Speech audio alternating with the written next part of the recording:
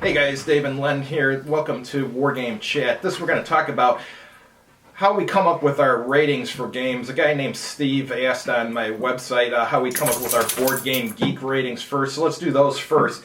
Those are the average of the different scores a game gets on my website. The scores can be in rulebook clarity, fun, originality, components, and replayability. Rulebook clarity is the top one because if you can't figure out how to play the game, it's kind of pointless. And then fun, well, that's what it's all about. If the game isn't fun, there's no point in playing it unless you're, I guess, someone who's just looking for some historical experience or something. But I'm looking more for fun. Don't get me wrong, I like historical accuracy too, but fun is king in my eyes. And then as far as originality, if a game's like 10 others like there, it's just slightly modified, well, there's no point in getting it if you own the other games. And then components have to be good enough where it's not offensive to your eyes to play the game, and they have to be functional and so forth. And then the last one, replayability, well, that's how much bang you're going to get for your buck. If you pay $80 for a game, you want to be able to play it quite a few times. Otherwise, it wasn't worth the $80. If you only play it once, that's kind of a waste of money. So, what are some of the things you look for, Len, when you rate a game? Okay, mostly I agree with you. Rulebook clarity has to be the first. If you don't, if you can't understand how to play it, you never play it. Yeah, it just sits on the shelf. Yeah. Even though there are times, one of the problems with rule books is that if they make just one mistake, it tends to throw the game off. I used to refer to it as the strategy and tactics problem, because that's one. Strategy and Tactics magazine, unlike that Baltimore company, stress clarity.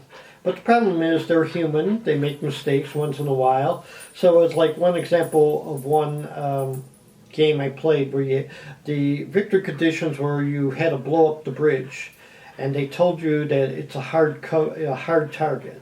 So I'm playing it. Okay, I'm within range of the bridge. Wait, what's its defense factor? Whoops. I mean, it's like you fought all this way and and that one, since I had overwhelming force, I figured I somehow blew up the bridge. So, that's the problem is that, and if you have even more mistakes or certain things that are not clear, then it's hard to play the game. Next up, maps, encounters. Well, I always try to, if it's a game from, say, like the 70s, okay, you cut them a little slack. Also, the counters, but if they're more recent games, you tend to have nice, clear maps with nice big counters. Yeah, I like the big counters. Yeah, we are getting older, and it's hard to read. Good thing they're reprinting a lot of those games from the 1970s with big counters and big maps. Mm-hmm. So, what else do we look into? How about originality? How does that factor into your opinions on a game? Yeah, originality. I used to have certain subjects I bought every game of. But the problem is, at a certain point, you just realize that one system is the best one, so I eventually would start getting rid of games from on the subject. A lot of times nowadays it has to be an original one, because I've been complaining about I get these catalogs and it's like, oh look, they have another strategic World War I game. Gee, I don't know how many of those have I seen in my life? Look. Pacific War strategic, how many have I seen? It's that's why sometimes I get excited over these magazine games where they have some obscure battle or some obscure war. It's like, wow, I never heard of that. I gotta try it. Yeah, one thing with the originality is lately, Twilight Struggle did good. Apparently it sold a lot of copies and a lot of people liked it. Actually, it's rated really high on Board Game Geek, like extremely high. But there's a lot of, I wouldn't say a lot, there's games coming out now that are just basically mutations of Twilight Struggle. They basically change things just enough where it's not a copyright violation, and they're reselling it. And some of them are good games, but it's getting to the point, it's like, how many Twilight Struggle type games do you want to play? I don't know. Is there a World War II version? Because I just know there's got to be one by now. Mm-hmm. That's like with role-playing games. A lot of people have just generally copied the Dungeons and Dragons system, since that cannot be copyrighted. And well, you can copyright the rules, or not the rules. You can copyright the words and the rules, but if you write your own rule set, which is essentially the same but uses different rules, then it's not a copyright violation. Well, I'll give you an example. There was a series called Pathfinder, a role-playing series called Pathfinder. Yeah, I've played that. Yeah, and I told someone, I looked through it, I said, this looks like Dungeons. How is this different from Dungeons and Dragons? I think it's basically Dungeons and Dragons 3rd edition, just rewritten in their own words, as far as I understand. If anyone knows for sure, comment, but I believe that's what it is. They gave me 3 examples of why it is different, and I was satisfied. Oh, okay. So, it's like, I don't own the copyright, so I don't care. Okay. Replayability is another thing, and this is hard to quantify. A lot of it is if it's easy to set up, easy to learn, easy to play, and the subject's interesting with a lot of options, then it's like, replay, then the higher the replayability. And that's one of the things that's always a mark about a good game, is after you finish it, you want to play it again. Yeah. Well, the one we just played right now, Zeppelin Raider, we did a review on it, and then after we did the review, we played another scenario too, because we liked the game. Yeah. Yeah, there some of the rules are kind of vague, and there's questions, and I got to find the contact the designer to get some clarifications. But it was strange that despite that, you could play it. Mm-hmm. It's just I'm not sure I'm playing it the way the designer intended it. Yeah. So. One thing I don't like to see in games is, let's say some big expensive game costs $60, $80, or whatever, and then it's just got 2 scenarios in it. It's got the basic scenario and the advanced scenario. I mean, if you're going to charge $80 for a game, there should be like 10 scenarios in there or something, so at least you can play 10 completely different games, you know what I mean? Yeah. Well, with skirmish and tactical games, you can get multi-scenarios. We used to joke about Avalanche Press, their Panzer Grenadier series. They come up with a new one, and they go, look, only 75 scenarios. Oh, they're getting lazy. What's that Avalanche Press game I got from you? Panzer Grenadier, where it's got each flavor of that has about 30 scenarios or something. At least 30 scenarios. Yeah, scenario book. So if you like that set of rules, that can keep you busy all year. Yeah, and plus also there's booklets where sometimes they give you a few extra counters, and you could have some more battles. Mm-hmm. I think I got a few of those at home.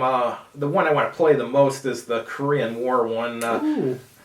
Because if I like it, I can play that on my own all year, because there's so many scenarios. Yeah, because actually with Panzer Grenadier, it's a lot of scenarios are good as solo scenarios. So that's good. Yeah, because I remember one time, I'll give you an example of, found out it was Australian Army Day, and I looked up one they had about... Hey! One about North Africa. Look, there's a small scenario. Sorry guys, I got 2 dogs here trying to fight each other. The Aussies are taking on the Italians, and it was like a short scenario. They had like only a couple companies, that's about 5-6 counters each. And you had like 10 turns to do things, and you can have that kind of, you set up real quick, play it real quick, since they're so familiar with the rules. Mm-hmm. And well, one thing that was interesting about that one was that the Italian leadership was unusually good that scenario. So they defeated the Australians. So I replayed it again with just average Italian leaders, and they weren't as good. One thing we haven't talked about too much is the fun factor. Like I said, that's one of the things we rate a game on. war games are typically fun unless they're so overly complex and the rules are so poorly written that the whole game you're just flipping through the rule book trying to figure out how to do something, and it just really kills the game. I mean, obviously the first time you play a game you're going to have to be flipping through the rules, maybe the second time or so too, but I mean if you're on the fourth or fifth play and all you're doing is reading the rules trying to decipher what they said, well, that just kills the fun. There's no fun there. Yeah, fun is part of playability. More playability, the more fun it is. Mm-hmm. Because there are games in which historically accurate, but there's something about it's just not fun. Mm-hmm. While others, it's like, oh, great fun. Yep. Another thing, a pet peeve I have is when they're trying to be so historically realistic, you have a sequence of play with like 38 steps in it. And each turn just takes forever. I mean, that kills the fun too. Some people like that though. They're more interested in the realism and the high detail than the fun, or maybe that is how they have fun in the game. It's not like how I have fun though. Anytime I see like a 38-page sequence of play, I'm like, oh my god, this would be such a drag to play. I'm thinking in my mind. Well, I was thinking sometimes strategic naval games is like that, Okay, airplanes move this phase, ships move this one, land units move that one, or you might have a special beach landing. Because you can't have all movement take place on each player's movement phase. You have to. I know it's goofy. Yeah, because the thing at times is that aircraft have a certain faster than ships, and they're faster than land units and. Sometimes it's like, your ships can't move until we find out that the island has been taken. Mm-hmm. So it's whether you can refuel at sea or have to go back to port and things like that. Yep. There might be, it might be good for the game, but you also have to be, sometimes you may want something that complicated, but you have to be in the right mood. Mm-hmm. So. All right, guys, that's all we got for this time. Thanks for watching, and we'll have a new topic for next week. If you have any suggestions, of course, chime in and let us know suggestions you have for Wargame Chat. Have a good evening.